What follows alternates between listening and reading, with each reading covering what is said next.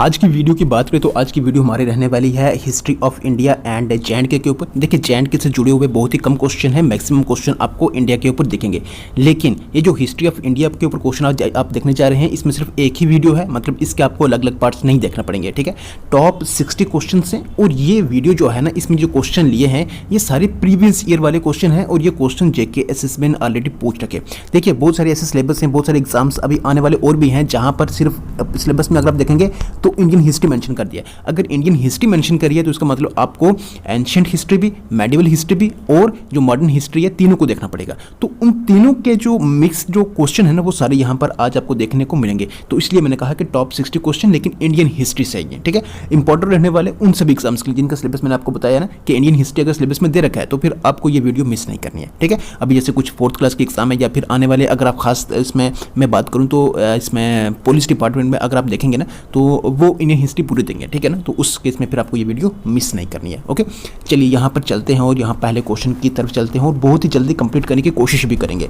पहला क्वेश्चन है, Wood's dispatch was introduced in India in the year 1854, identify its significance among the following. देखिए Wood's dispatch जो इसमें introduce करा था इंडिया में इसको 1854 में, इसकी सिग्निफिकेंस क्या है, इसकी इंपॉर्टेंस क्या रही है, वो हमें क्या करना है, आइडेंटिफाई करना है। पहला है, it was an act to eradicate corruption from India, ये था, या फिर it was scheme of future education in India, या फिर it was divide and rule policy of British, या फिर it was a scheme for the formation of new nation. देखिए इसकी अगर बात करें तो इसने क्या करा था, इसने रिकमेंड करा था कि जो existing board of control for education है उसको अबोलिश किया जाए। ठीक है, उसको अबोलिश किया जाए और उसकी जगह जो office of director of public instruction है उसको इस्टेब्लिश करा जाए। ठीक है ना, स्टेट्स में उसको इस्टेब्लिश करा जाए। तो फिर अगर बाद की बात करें, मतलब अगर रिजल्ट की बात करें तो जो एजुकेशन डिपार्टमेंट है वो इस्टेब्लिश हो गए थे। बहुत जो प्रोविंस थे वहाँ पर इसमें ये एजुकेशन डिपार्टमेंट इस्टेब्लिश कर दिए गए थे और साथ ही साथ जो यूनिवर्सिटीज़ थी कलकत्ता, बम्बे और मद्रास में, वहाँ पर जो इनको भी इस्टेब्लिश कर दिया गया था। ये था आपके पास किसका, वुड्स डिस्पैच का। हाँ, इसमें इसकी सिग्निफिकेंस ये थी। ठीक है ना, तो मतलब ये किसके ऊपर थी, इसमें एजुकेशन को लेकर थी। ठीक है ना, it was scheme of future education in India. Okay, B part इसका आंसर है। देखिए क्वेश्चन नंबर 2 है हमारे पास, as per the Indian history the revolt of 1857 is referred as. तो इंडियन हिस्ट्री में अगर आप देखेंगे तो 1857 का रिवॉल्ट है उसको क्या कहते हैं, कुछ और नाम भी उसके हैं। तो किस नाम से उसको कहते हैं, वगैरह राइजिंग भी कहते हैं उसको, क्या सेकंड वॉर ऑफ इंडिपेंडेंस भी कहते हैं, फर्स्ट वॉर ऑफ इंडिपेंडेंस कहते हैं, या म्यूटिनी ऑफ वेलोर कहते हैं। देखिए जो रिवॉल्ट ऑफ 1857 है वो उसको फर्स्ट वॉर ऑफ इंडिपेंडेंस भी कहते हैं, साथ साथ उसको नेशन म्यूटिनी भी कहते हैं और साथ साथ उसको सिपाही म्यूटिनी भी कहते हैं। ओके, चलिए नेक्स्ट क्वेश्चन पर चलते हैं। Which places among the following was not involved in the revolt of 1857? तो कौन सी प्लेस यहाँ पर इन्वॉल्व नहीं है, इंदौर है, ग्वालियर है, नागपुरा, कोची है। कौन सी है वो है आपके पास डी पार्ट कोची।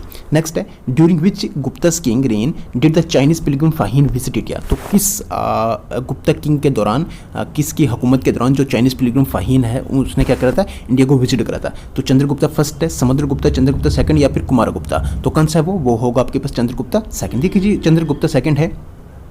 इसमें इनके टाइम पर क्या हुआ था, जो फाहीन जो चाइनीज पिलग्रिम था, जो ट्रैवलर था, वो यहाँ पर इंडिया में आया था। ठीक है ना, अब अगर उसका प्राइमरी एम के बारे में बात करें तो उसने वो क्या करता था, विजिट करता था किसके, जो बुद्धिस्ट रिलीजियस प्लेसेस हैं ना उनको विजिट करना और फिर वहाँ से क्या करना, जो बुद्धिस्ट रिलीजियस टेक्स्ट हैं वो मिलना और वहाँ से उनकी कॉपीज़ को क्या करना, लेके जाना, उसका काम था किसका, ये फाहीन का। ओके, चलिए नेक्स्ट क्वेश्चन है,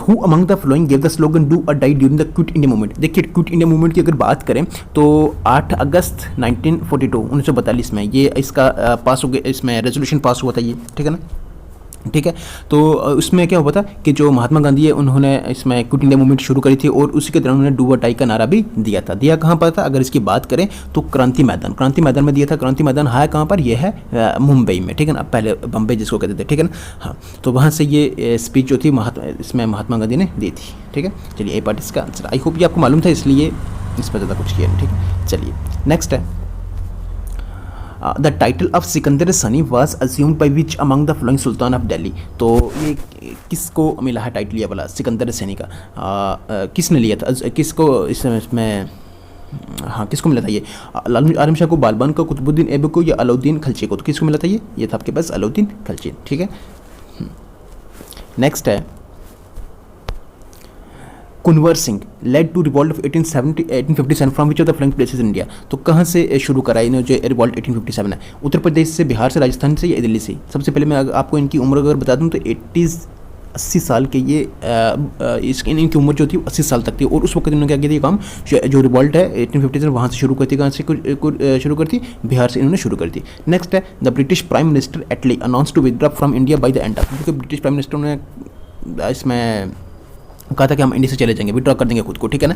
लेकिन कब से पहले अगस्त 1947 से पहले, जून 1947 से पहले, या फिर इससे देखिए फरवरी के महीने में, आई थिंक 2 फरवरी है, ठीक है ना। तो उस 1947 में वो कहते हैं कि हम क्या करेंगे अगले साल। पहले आप आंसर बताएं इसका क्या होगा? ए है, बी है, सी है, डी है, क्या होगा? वो होगा आपके पास बी। उन्होंने कहा था कि जून 1948 मतलब 47 में उन्होंने कहा था 2 फरवरी 1947 को उन्होंने कहा था कि हम जून 1948 से पहले खुद को क्या कर देंगे, विड्रॉ कर देंगे। और जो इसमें जो पावर हैं वो कर देंगे किसके हवाले? इसमें इंडियंस के हवाले कर देंगे, ठीक है ना। हाँ चलिए, जो एडमिनिस्ट्रेशन है उनके हवाले कर देंगे। नेक्स्ट हमारे पास ये हो गया ना। नेक्स्ट है which of the following was the first to shift capital from Lahore to Delhi. तो कौन है इनमें से जिसने शिफ्ट करी है पहले लाहौर से दिल्ली कैपिटल? आलम शाह, बालबन, कुतुबुद्दीन या फिर इल्तुतमिश? तो किसने करी है? ये करिए किसने? इल्तुतमिश ने। क्यों करी थी? ये इसलिए करी थी ताकि जो दिल्ली से वो अपनी एडमिनिस्ट्रेशन को अच्छे से कंट्रोल कर पाए, ठीक है ना। इसलिए उन्होंने क्या करी थी, लाहौर से दिल्ली अपनी कैपिटल को शिफ्ट करा था उसने, ठीक है। चलिए नेक्स्ट है where was the first session of Indian National Congress held. तो कहाँ पर ये इंडियन नेशनल कांग्रेस का पहला सेशन हेल्ड हुआ है? सूरत, मद्रास, बम्बे या लखनऊ? कहाँ पर हुआ ये आपका सी पार्ट बम्बे में। नेक्स्ट है what was the chief stone material use to make beads and seals in Indus valley civilisation. तो क्या यूज़ हुआ है उसमें? Quartz, emerald, steatite, sapphire. तो क्या है इसका आंसर? वो है आपके पास सी पार्ट स्टेटाइट। ओके चलिए नेक्स्ट है the first session of Indian National Congress was held on 28 December 1985। First session उसका हुआ, ठीक है। Who was elected as the president of this session. तो कौन इलेक्टेड हुआ इस सेशन में? राजा राम मोहन राय, रविंद्रनाथ टैगोर, डब्ल्यू.सी. बनर्जी या फिर जी.सी. घोष? तो कौन है? अगर first session of Indian National Congress की बात करें तो 28 दिसंबर 1985 को ये हेल्ड हुआ, ठीक है ना। और इसमें प्रेसिडेंट कौन सिलेक्ट इसमें चुना गया था? वो तो आपके पास कौन सी? डब्ल्यू.सी. बनर्जी, ठीक है। नेक्स्ट है who among the following device the policy of doctrine of labs. तो किसने ये डिवाइस करी है? इसमें किसने बनाई है ये डॉक्ट्रिन ऑफ लैब्स जो पॉलिसी है? किसने लाई थी ये? रॉबर्ट क्लीव ने, इसमें लॉर्ड डलहौसी ने, माउंट पैटन है या फिर लॉर्ड कर्सन है? तो किसने करी थी ये लॉर्ड डलहौसी ने। देखिए डी से डलहौसी और डी से डॉक्ट्रिन। देखिए इसमें था क्या? इसमें यह था कि जो भी किंग होगा या फिर जो भी राजा होगा हुकूमत कर रहे हैं, अगर उनके आगे वारिस नहीं है कोई, ठीक है ना, अगर वो मतलब अपनी विरासत में अगर आप अपनी जगह अपनी कुर्सी पर किसी को बिठाएंगे, ठीक है ना, तो उस केस में क्या होगा कि वो जो पावर है, ठीक है ना, अगर वो मतलब वारिस नहीं होगा, जब उनकी डेथ हो जाएगी किसी मतलब कोई जो किंग वगैरह होगा, ठीक है ना, अगर उसकी डेथ हो जाती है और उसका कोई वारिस नहीं है तो फिर उस केस में जो पावर है वो किसके पास ट्रांसफर हो जाएगी? ब्रिटिश के पास हो जाएगी। ये डॉक्ट्रिन ऑफ लैब्स था, ठीक है ना। और उसके बाद में अबोलिश भी कर दिया था, आई थिंक ये किया था लॉर्ड कैनिंग ने, इसको खत्म कर दिया था, ठीक है। चलिए नेक्स्ट नेक्स्ट हमारे पास क्वेश्चन 14 मियां हथू गवर्नर जोरी फ्रॉम 1846 टू डैश डैश। तो कब से कब इसमें गवर्न किया था मियां हथू ने? मियां हथू ने 1846 से लेकर 1856 तक, फिर 1856 तक इसने क्या किया था ये इसमें गवर्न किया था, ठीक है ना। और ये फर्स्ट इसमें डोगरा गवर्नर थे, ठीक है ना। उसी वक्त था 1846 में तो हमारा डोगरा गवर्नर जो इसमें डोगरा रूल तो शुरू हुआ था, ठीक है ना। हाँ चलिए, और इन्होंने एक रजौरी में क्या बनाया था वो आप कमेंट बॉक्स में बताएंगे, ठीक है ना। नेक्स्ट है where did Congress split of 1907 happen. तो कांग्रेस की स्प्लिट कहाँ पर हुई है? सूरत में हुई है, कलकत्ता, बम्बे, मद्रास। कहाँ पर हुई है? ये हुई आपके पास सूरत में। नेक्स्ट है who among the following reign the Mughal empire in the year 1556 to 605। तो इस पीरियड के दौरान कौन सा मुगल एम्पायर, इसमें किंग कौन था उस टाइम, ठीक है, मुगल एम्पायर में, ठीक है, किसका दौर चल रहा था उस वक्त? अकबर का, जहांगीर का, औरंगजेब का या शाहजहां का? बाबर हुमायूं, अकबर का है। तो किसका था ये? अकबर का था। ओके चलिए नेक्स्ट है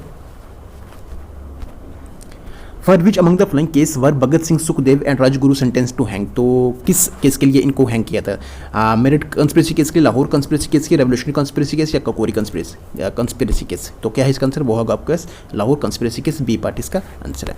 चलिए नेक्स्ट है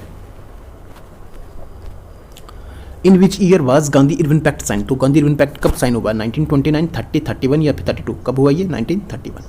चलिए नेक्स्ट है विच गहवर किंग ड्रोव आउट अमीर खुसरो फ्रॉम लाहौर, तो किसने उसको इसमें निकाला था लाहौर से? चंद्रदेवा ने, गोविंद चंद्रा ने, विजय चंद्रा ने, फिर या किसी ने नहीं? तो किसने, वो कौन था? वो था आपके पास विजय चंद्रा। ओके, चलिए नेक्स्ट है।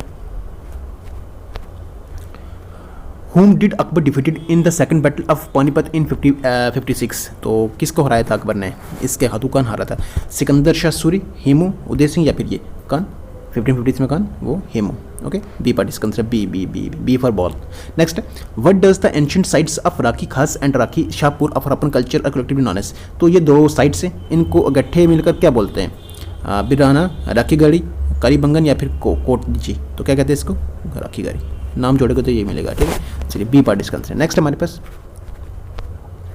How long was the reign of Aurangzeb on the Mughal empire? तो इसमें कितना ड्यूरेशन रहा मुगल एम्पायर में? अगर आप औरंगजेब का देखोगे तो कहाँ से कब तक रहा है, या कितने टाइम? तो ये कहाँ कितना रहा है? वो रहा है आपके पास 1707 तक, 1658 से लेकर 1707 तक। ओके, चलिए नेक्स्ट हमारे पास question 23, who among the following founded the Ghadar movement in 1913 in the city of San Francisco? तो गदर मूवमेंट 1913 सैन फ्रांसिस्को में इसको फाउंड किया गया, किसके द्वारा? Sohan Singh Bakna, Hardayal, V Chattopadhyay, S Krishna Varma? तो कौन है इसका, क्या होगा इसका आंसर? वो होगा आपके पास सोहन सिंह बकना। कुछ कह रहे होंगे बी हरदयाल, लेकिन आप इस चीज़ में कन्फ्यूजन मत जाना कि हरदयाल एक अलग नाम है और लाला हरदयाल ये एक अलग है। लाला हरदयाल और सोहन सिंह बकना, इन दोनों ने क्या इस मूवमेंट को शुरू किया था। हरदयाल नहीं है, लाला हरदयाल है वो, ठीक है ना। इसलिए बी इसका आंसर नहीं है, ए ही इसका आंसर है। ओके, हाँ, लाला हरदयाल होता फिर वो भी आंसर होता। ओके, चलिए नेक्स्ट है, What is the term used for different Sufi schools or orders in India? तसव्वुल, तरीका, दिक्र या समा? क्या है इसमें, क्या टर्म यूज होती है? वो आपके पास तरीका। ओके, बी पार्ट इसका आंसर है। नेक्स्ट है, which of the following Chola king was the first to capture Maldives? Maldives हो गया, श्रीलंका वगैरह हो गया, ठीक है। तो कौन सा चोला किंग था जिसने सबसे पहले ये कैप्चर करा है? राजा चोला, विजय चोला, राजेंद्र चोला थर्ड, या फिर ऑल ऑफ दिस? तो किसने सबसे पहले ये कैप्चर किया? राजा चोला फर्स्ट। ओके, ये ए पार्ट इसका आंसर। नेक्स्ट है,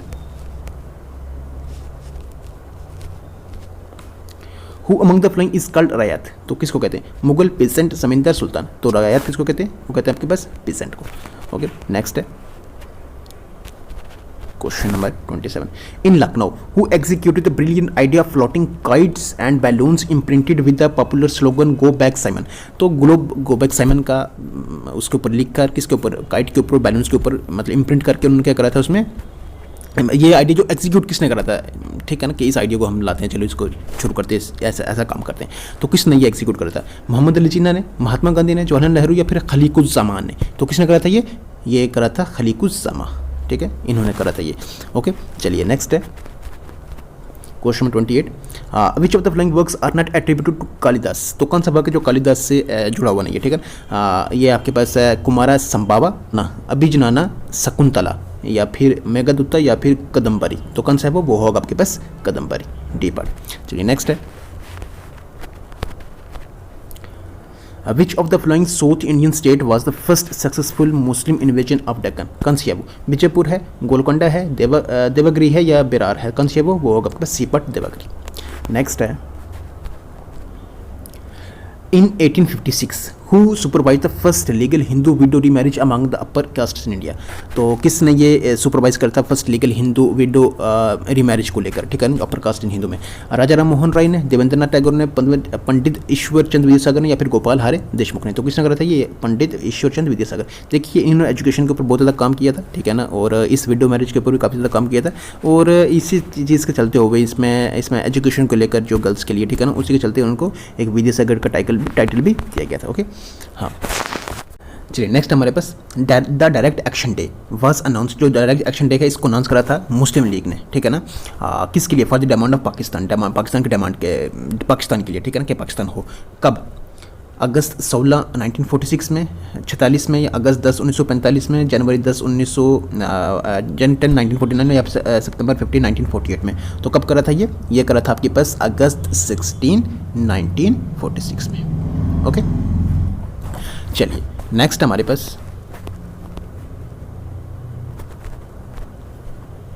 Madras Mahajan Sabha, an important pre Congress association founded by M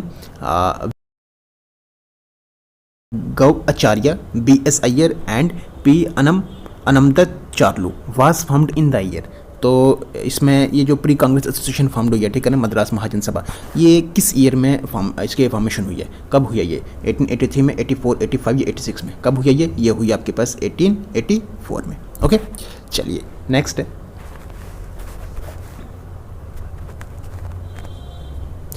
Who among the following was not immediately arrested on break of Quit India movement and continued the freedom struggle till the end of 1943 being underground?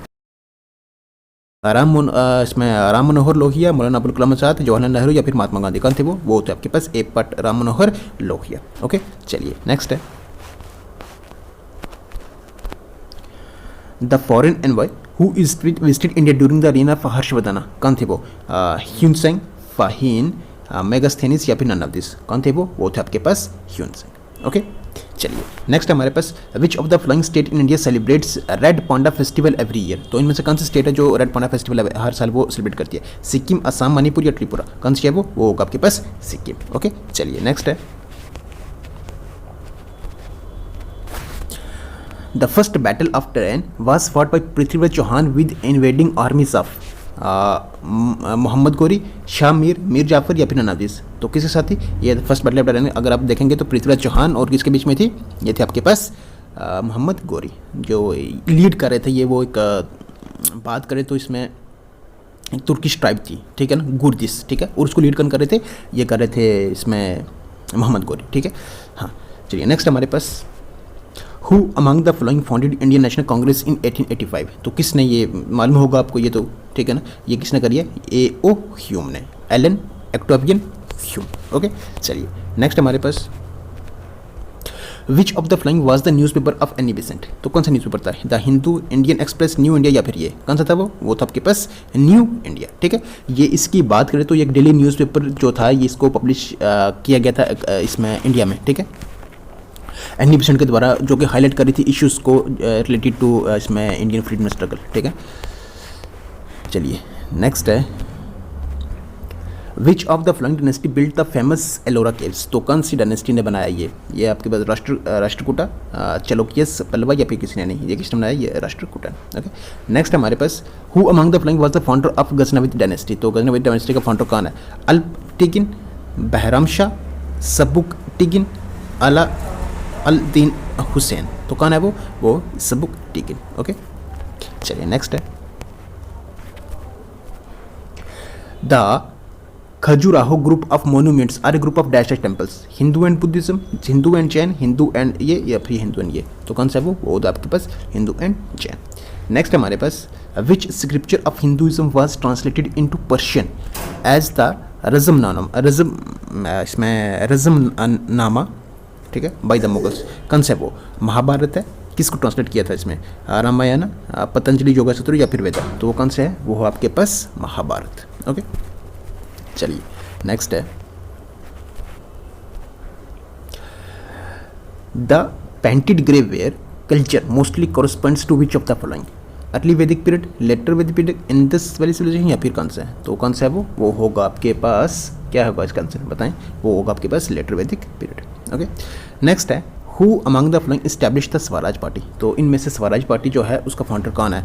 Lala Lajpat Rai and Firoz Shah Mehta, Sarojini Naidu and Annie Besant, C R Das and Motilal Nehru या फिर W C. Banerjee and A O Hume? तो कौन है वो है आपके पास C R Das and Motilal Nehru. Okay, चलिए नेक्स्ट है,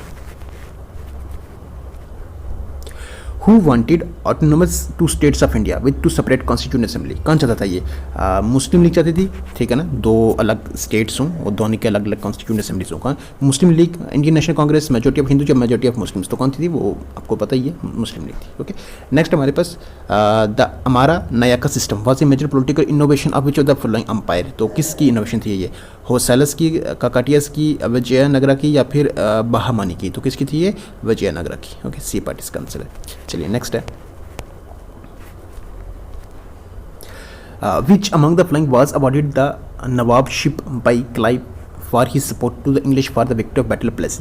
धोखा किसने दिया था, इधर से दिया था, मतलब वो अंग्रेज़ों के साथ हो गए थे, ठीक है ना। और कौन था वो जिसने अंग्रेज़ों का साथ दिया था और बैटल प्लेस उसमें जीतने की उसकी पूरी मदद करी थी, कौन था वो? राय दुर्लभ, आमी चंद, मीर जाफ़र, या फिर बहुत मशहूर है ये मीर जाफ़र, ठीक है ना, चला के खेल गया ये, ठीक है। चलिए नेक्स्ट चलते हैं।